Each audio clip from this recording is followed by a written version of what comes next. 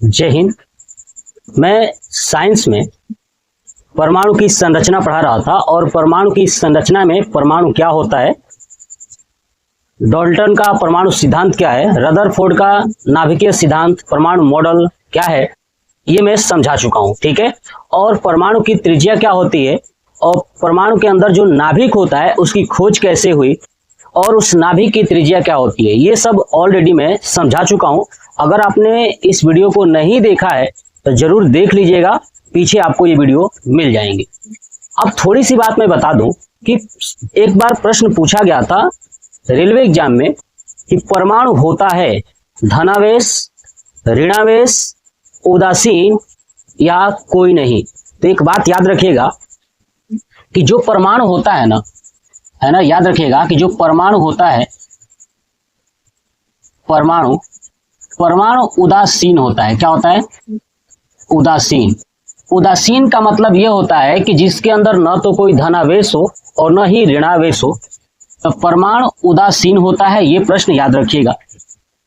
दूसरा प्रश्न ये कि परमाणु की त्रिज्या और नाभिक की त्रिज्या के बीच का अंतर कितना होता है। तो याद रखिएगा कि जो आपको पता है, ये हमारा अगर एक परमाणु है तो परमाणु के बीच में एक नाभिक होता है। क्या होता है? नाभिक। तो देखिए, जो नाभिक की त्रिज्या होती है, मैंने बताया था कि वो होता है 10 के पावर माइनस 15 मीटर, और जो परमाणु की त्रिज्या होता है वो मैंने बताया था 10 के पावर माइनस 10 मीटर।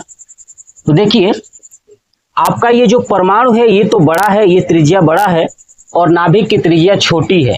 तो आप नोटिस करोगे कि यहाँ पे -15 है और यहाँ पे -10 है। तो -15 वाली वैल्यू छोटी होती है और -10 वाली वैल्यू बड़ी होती है, क्योंकि माइनस का मतलब आप समझिए कर्ज, यानी ये कर्ज में 15 रुपया लिया हुआ है और ये कर्ज में 10 रुपया लिया है, इसलिए 10 रुपये वाला बड़ा है क्योंकि कर्ज जल्दी चुका देगा। ठीक है। लेकिन 15 रुपये वाला बड़ा नहीं है, वो कर्ज देर से चुकाएगा। तो अब समझिए मेरी बात को। अब इन दोनों के बीच का अंतर कितना है तो मैं आपको बताऊं। याद रखिएगा कि जो ये नाभिक है ना, नाभिक की त्रिज्या, और ये हमारा है परमाणु की त्रिज्या। तो जो नाभिक की त्रिज्या होती है ना, नाभिक की त्रिज्या से, ठीक है, नाभिक की त्रिज्या से 10 के पावर 5 गुना, ठीक है, 10 के पावर 5 गुना परमाणु की त्रिज्या बड़ी होती है। याद समझ में आ गया? यानी नाभिक की त्रिज्या से, है ना, नाभिक की जो त्रिज्या होती है, नाभिक की त्रिज्या से 10 के पावर 5 गुना बड़ा है कौन? परमाणु की त्रिज्या। ये पॉइंट्स भी आपको याद रखना है कि जो नाभिक की त्रिज्या होती है उससे परमाणु की त्रिज्या कितना गुना बड़ा है, तो 10 के पावर 5 गुना बड़ा होता है। ये बात क्लियर हो गया? चलिए दूसरा पॉइंट समझिए, तीसरा पॉइंट कि परमाणु, याद रखिएगा कि जो परमाणु होते हैं ना, परमाणु के 3 मौलिक कण है। कितने मौलिक कण है? 3 मौलिक कण है। 3 मौलिक कण में क्या है? तो पहला है आपका इलेक्ट्रॉन। क्या है? इलेक्ट्रॉन। दूसरा है प्रोटॉन। क्या है? प्रोटॉन। और तीसरा है न्यूट्रॉन। क्या है? न्यूट्रॉन। यानी परमाणु के 3 मौलिक कण है, इलेक्ट्रॉन, प्रोटॉन और न्यूट्रॉन। इन्हीं तीनों के बारे में मैं डिटेल्स के साथ पढ़ाऊंगा। ठीक है। तो हम लोग एक एक करके आराम से पढ़ेंगे। पहले इलेक्ट्रॉन, फिर प्रोटॉन, फिर न्यूट्रॉन। ठीक है। मैं अलग अलग, यानी सबसे पहले इलेक्ट्रॉन पढ़ाऊंगा, उसके बाद प्रोटॉन के बारे में, उसके बाद न्यूट्रॉन के बारे में, है ना। भले ही अलग अलग वीडियो बना दूंगा, अगर लंबा वीडियो होगा तो सिर्फ इलेक्ट्रॉन ही पढ़ाऊंगा, अगर छोटा वीडियो होता है तो मैं एक ही वीडियो में पूरा तीनों कंप्लीट करा दूंगा। आई थिंक समझ में आ गया आपको। चलिए, तो आपका हेडिंग क्या हो जाएगा कि इलेक्ट्रॉन। क्या है आपका? इलेक्ट्रॉन। तो देखिए, समझते हैं कि आखिर में इलेक्ट्रॉन क्या है।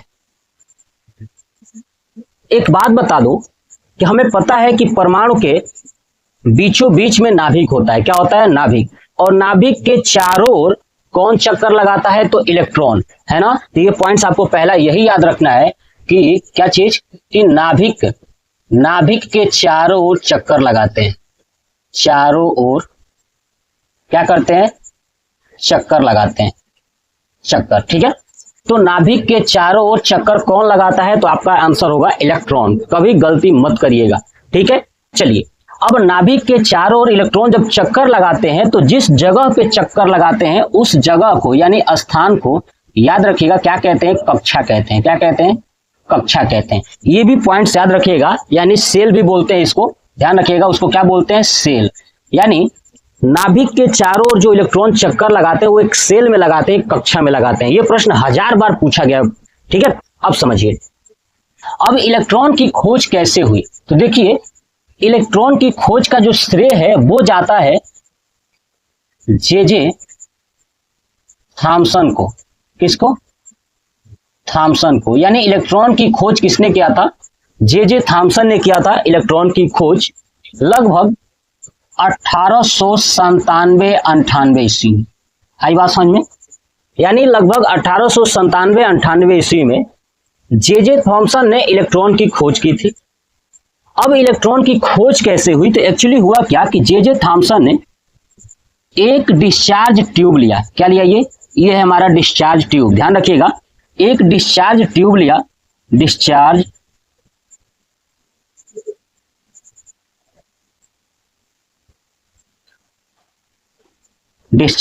ट्यूब, ठीक है।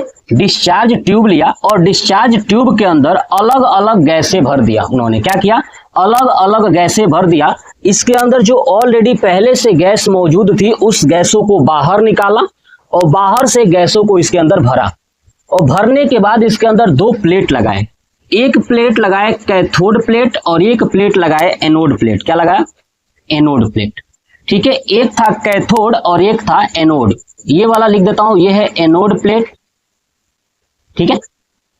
और उन्होंने एक लगाया कैथोड प्लेट। क्या लगाया? कैथोड। ध्यान से समझिएगा। तो डिस्चार्ज ट्यूब लिया और डिस्चार्ज ट्यूब के अंदर से जो पहले से गैस मौजूद था उस गैस को, हवा को बाहर निकाला और इसके अंदर अन्य गैस भरा। भरने के बाद इसके अंदर 2 प्लेट लगाया, कैथोड प्लेट और एनोड प्लेट। अब इस कैथोड प्लेट को इन्होंने क्या किया? वायरिंग किया, जोड़ा और इस एनोड प्लेट को जोड़ा, ठीक है। अब इन्होंने जोड़ करके एक सर्किट तैयार किया, ठीक है। एनोड प्लेट को धन से जोड़ा और कैथोड प्लेट को ऋण से जोड़ा, ठीक है। जोड़ने के बाद इसके अंदर विद्युत प्रवाहित किया उच्च धारा वाली, यानी उच्च विभव वाला, ठीक है, उच्च विभव। और जो गैस भरा वो कम दाब पर भरा। किस पे?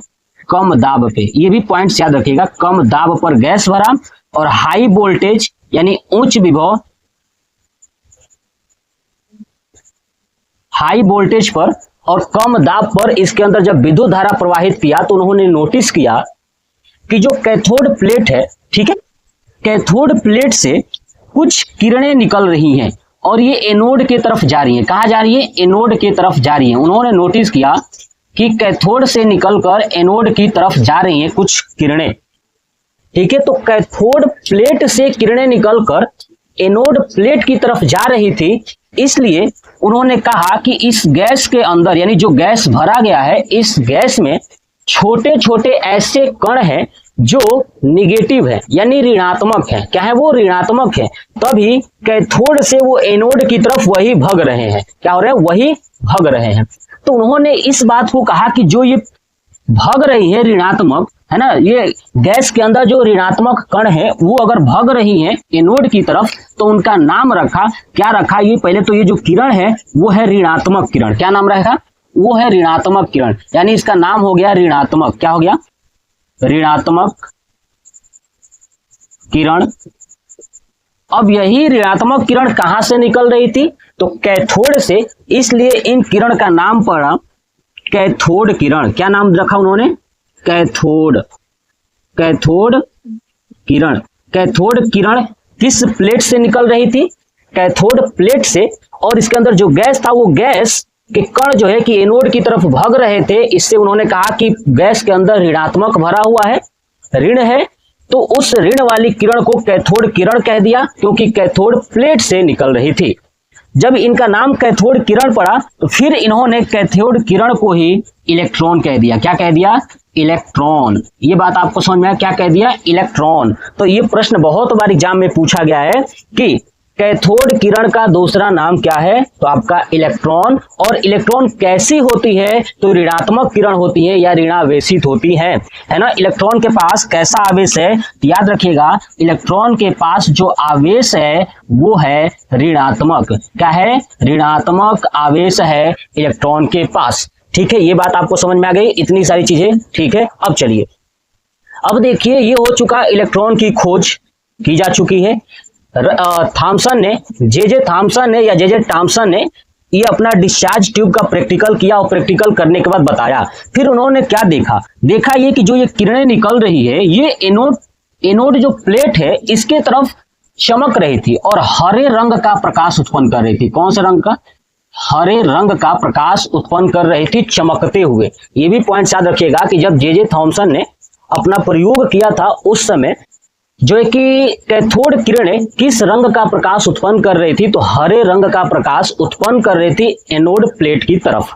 ठीक है, तो उन्होंने ये कह दिया, वो जगह जगह पे हरे रंग उत्पन्न हो रहा था, तो उन्होंने कहा कि कहीं ना कहीं गैस जो हमने भरा हुआ है उस गैस में जगह जगह पे ऋणात्मक है ना।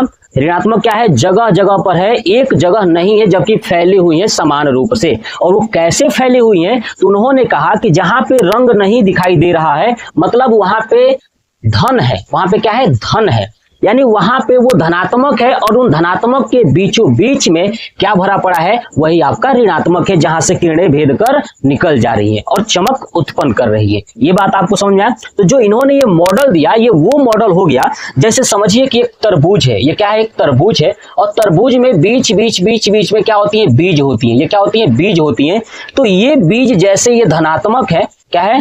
धनात्मक है। बीज क्या है? धनात्मक है। तो ये जो बीज के अंदर जो पल्स है वो क्या है? आपके ऋणात्मक है।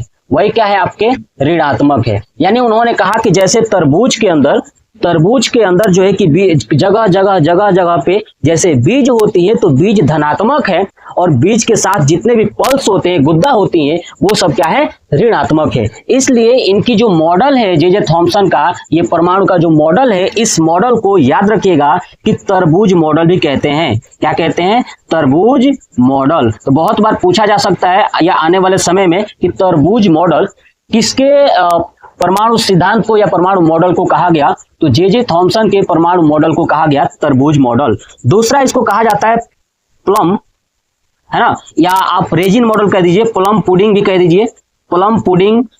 ठीक है, और तीसरा रेजिन मॉडल। ठीक है, या प्लम पुडिंग मॉडल। याद रखिएगा, प्लम पुडिंग मॉडल या resin model. Plum pudding resin क्या होता है? जैसे केक होता है ना, जब केक के समय आप जैसे बर्थडे में जब केक काटते हैं तो केक के अंदर जगह जगह अलग अलग वेराइटी कलर वाले कुछ ना कुछ डाल दिए जाते हैं, है ना, कैंडल लगा दिया जाता है। सेम वैसे ही इन्होंने कहा कि भैया ये तरबूज मॉडल की तरह हमारा मॉडल है, प्लम पुडिंग की तरह है, और रेजिन मॉडल इनका नाम पड़ा क्योंकि ये हूबहू उनसे मैच कर रहे थे, इसलिए इनका नाम रखा गया।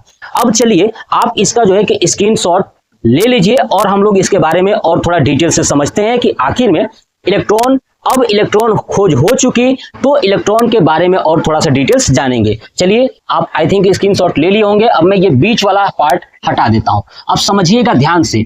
देखिए, जो बच्चे अच्छे से समझेंगे ना, वो जीवन में कभी भूलेंगे नहीं। रट्टा नहीं मारना है। बहुत सारे बच्चे क्या करते हैं? रट जाते हैं। रटना नहीं है, बस चीजों को समझना है, क्योंकि जब तक आप समझोगे नहीं तब तक आप कर नहीं पाओगे, है ना। सरकार तो है नहीं कि चुनाव लड़े 5 साल, जो है कि 5 साल जब चुनाव आने वाला होता है तो जाके लोगों के पैरों पे गिरते हैं, और जैसे चुनाव खत्म होता है तो लोग उनके पैरों पे गिरते हैं। तो ये ऐसा काम नहीं है। आप पढ़ोगे तो आपके पैरों पे सब गिरेंगे। संविधान के आगे, IAS के आगे सब जाके झुकते हैं, भले ही वो 5 साल बाद क्यों न झुके, लेकिन झुकेंगे जरूर। चलिए, अब समझिए, ये जो है कि इलेक्ट्रॉन की खोज हो चुकी। हमें पता है कि इलेक्ट्रॉन पर कौन सा आवेश होता है? ऋणावेश होता है।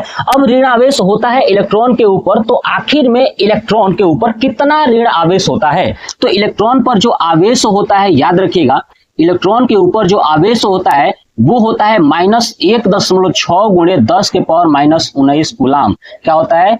-1.6 गुणे 10 के पावर -19 कूलाम होता है, याद रखिएगा, इलेक्ट्रॉन पे। एक बात बता दूं कि इलेक्ट्रॉन और प्रोटॉन का जो आवेश होता है वो बराबर होता है। इलेक्ट्रॉन और प्रोटॉन का आवेश क्या होता है? बराबर होता है। क्योंकि इसमें अंतर यही है कि इलेक्ट्रॉन में माइनस लगा होता है और प्रोटॉन में माइनस नहीं लगा होता है। समझ में आ गया? तो इलेक्ट्रॉन का आवेश -1.6 गुणे 10 के पावर -19 कूलम होता है। ये बात आपको समझ में आ गया। अब दूसरा पूछा जाएगा कि बताइए इलेक्ट्रॉन का सापेक्ष आवेश कितना होता है। सापेक्ष आवेश, ये पॉइंट याद रखिएगा। अगर आपसे कहा जाए कि सापेक्ष आवेश बता दीजिए तो आपका आंसर होगा आगे वाला ये -1 है ना, तो यहां से -1 ले लीजिएगा। बस इतनी बात आपको याद रखनी है। उसके बाद इलेक्ट्रॉन का द्रव्यमान कितना होता है ना, इलेक्ट्रॉन का द्रव्यमान कितना होता है, तो ये भी इंपॉर्टेंट है, जो बहुत बार आपसे पूछा जाएगा एग्जाम में। तो इलेक्ट्रॉन का द्रव्यमान होता है 9.1 गुणे 10 के पावर -31 किलोग्राम। इतना याद रखना है कि 9.1 गुणे 10 के पावर -31 किलोग्राम इलेक्ट्रॉन का क्या होता है, द्रव्यमान होता है। इलेक्ट्रॉन को दर्शाते कैसे हैं, तो ई के पावर माइनस से, है ना, ई के पावर माइनस से दर्शाते हैं। ये भी बहुत बार पूछा गया है कि इलेक्ट्रॉन को कैसे दर्शाते हैं। ठीक है, इलेक्ट्रॉन क्या है, तो परमाणु का एक मौलिक कण है, और मौलिक कण के साथ ये सबसे हल्का कण है। क्या है? सबसे हल्का कण है। याद रखिएगा, सबसे हल्का कण इलेक्ट्रॉन, प्रोटॉन, न्यूट्रॉन में कौन होता है, तो सबसे हल्का कण आपका इलेक्ट्रॉन होता है। दूसरा जो है कि इसकी भेदन क्षमता, ये किसी चीज को अगर छेद करना चाहे तो इसकी क्षमता कितनी है, तो इसकी जो भेदन क्षमता है, याद रखिएगा, भेदन क्षमता सबसे कम है ना। जो इलेक्ट्रॉन, प्रोटॉन, न्यूट्रॉन होता है उसमें से सबसे कम किसका होता है, तो आपका जो है कि इलेक्ट्रॉन का होता है। जो भेदन क्षमता होती है वो सबसे कम इलेक्ट्रॉन का होता है। तो ये थी इलेक्ट्रॉन की महत्वपूर्ण जानकारियां। इसके अलावा कोई भी अन्य जानकारी आपको याद नहीं रखना है। और मैं बताया था कि नाभिक के चारों ओर इलेक्ट्रॉन क्या करते हैं, चक्कर लगाते हैं। जिस स्थान पे चक्कर लगाते हैं उसे क्या कहते हैं, कक्षा कहते हैं। क्या कहते हैं, कक्षा कहते हैं। ये बात आपको समझ में आ गया। तो बस इतनी जानकारियां आपको इलेक्ट्रॉन से संबंधित याद रखनी है। चलिए आप इसका स्क्रीनशॉट ले लीजिए। अब मैं नेक्स्ट पार्ट में प्रोटॉन और न्यूट्रॉन के लिए अलग से वीडियो ला दूंगा। तो अब आप कमेंट बॉक्स में कमेंट करके बताइएगा कि आपको ये इलेक्ट्रॉन की जानकारियां कैसी लगी। जय हिंद।